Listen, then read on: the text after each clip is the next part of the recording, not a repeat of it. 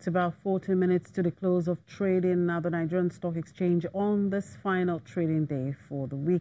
Let's see what the numbers look like. Temple Oshaju will tell us. Good afternoon, Temple. Well, positive sentiment was observed at intraday. How positive is the market at the moment as traders prepare to shut down for the weekend?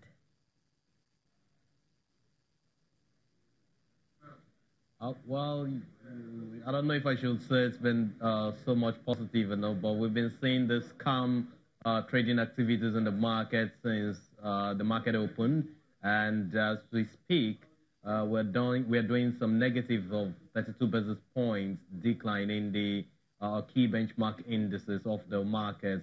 We're seeing profit taking, sell pressure across different counters in the system. You got volume now done at midday at 93 million units of shares currently traded for 1.25 billion naira compared to what we saw at the market open when we did some 2.8 million units of shares that was carried out by traders in the markets. We've seen losses in PZ that has lost some 10% in its share price.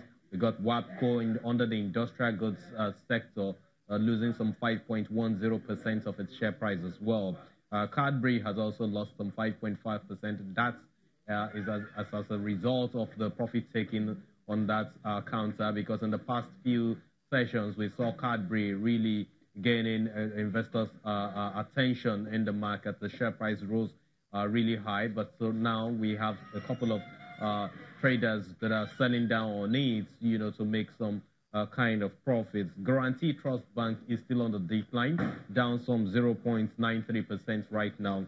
And you got Dangote Flour, one of the companies that have also seen some good momentum in the past few sessions, now experiencing some kind of profit taking in the system. Just a few companies are gaining right now in the market, Nestle, but the gains we are seeing across this counter are not really substantial. You got some 0.6% gain in the share price there. Flour Mill is also up some 0.45%. Basically, we have marginal gains across the large cap stocks in the market right now. That is the reason why the key benchmark index is not in the positive territory as you saw earlier in the day. In the morning, we saw the Nigerian Stock Exchange issuing a notice on the lifting of suspension on the shares of one of the companies that had trading suspended on its shares on the 8th of October, and that is FTN Cocoa, one of the cocoa dealing companies listed here in the Nigerian Stock Exchange. The company, we understand, has filed its outstanding audited and interim financial statements for 2017, and of course the quarterly and half-year periods. Now, although that is yet to be made public, but we understand that the trading suspension has now been lifted on that company, Chimeze. So looking at the week, where do you think the all-share index will land? Well, until we see some kind of movement in the share price of Dangote Cement before we can judge, it looks like in the past few weeks, it's close to the end of the trading session that we get to see some traders coming in to change the paradigm for the market. A lot of time, that is when you see Dangote Cement changing in price. Suddenly it moves up, and that's where you see the market, switching back from the south to the north. So if that happens, if Dangote price changes, then we're likely to have the market close in the positive territory. Because again, if you look at the trading session, the past 4 trading sessions, we've seen some positive close for 3 days. That's 3 sessions. 3 out of the 4 sessions have been positive. Just one of them has been negative. If Dangote comes into the market with some good interest, then the prices will change and the index will close positive. But if nothing happens, it's hard to say right now. Yes, we see some interest in a couple of names. Zenith Bank, for example, which had some 6.6 billion naira worth of shares traded here on the floor 2 days ago, is still gaining right now. It's positive. It's done some really huge numbers of volume rather in the market as well. But that is not sustainable for the projections, that positive projections for the key benchmark index. All right, Temple, thank you. I think it's a weekend, so I think you should go have a drink with some friends. Thank you. We'll move on now. South African lender Standard Bank will be floating its shares in a secondary listing on the A2x market stock exchange in Johannesburg next week. The A2x bourse will have 13 listed companies so far since launching in October 2017, after the bank and consumer goods firm ABI float next week. The exchange provides free secondary listing for companies, offering them more exposure in addition to their primary listing. Standard Bank, South Africa's largest lender by assets, will be the biggest company by market capitalization when its listing commences on November 15. The lender will join South Africa's biggest insurer, Sanlam, and other firms listed on the A2X bourse.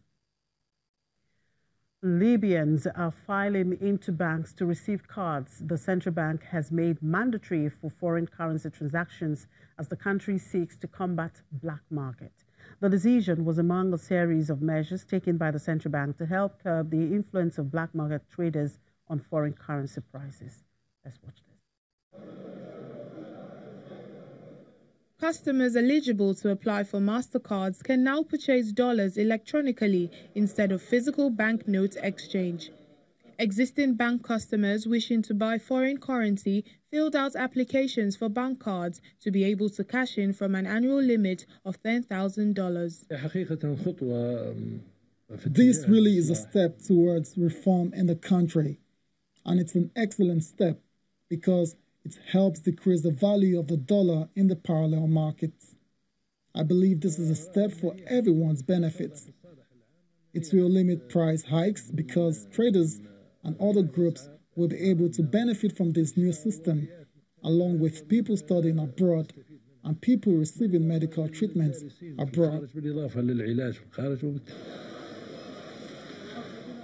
But the mechanism looks too complicated for some. Shopping at a Tripoli market, Masood Al-Habib urges the authorities to find other ways for people to receive money in cash. This limit of $10,000 a year for each citizen will have a good impact on people's lives. But the mechanism of accessing these funds is difficult due to the issuance of cards. They have to find another way to give people dollars. There should be a way in which the citizen can receive this money, in cash or so.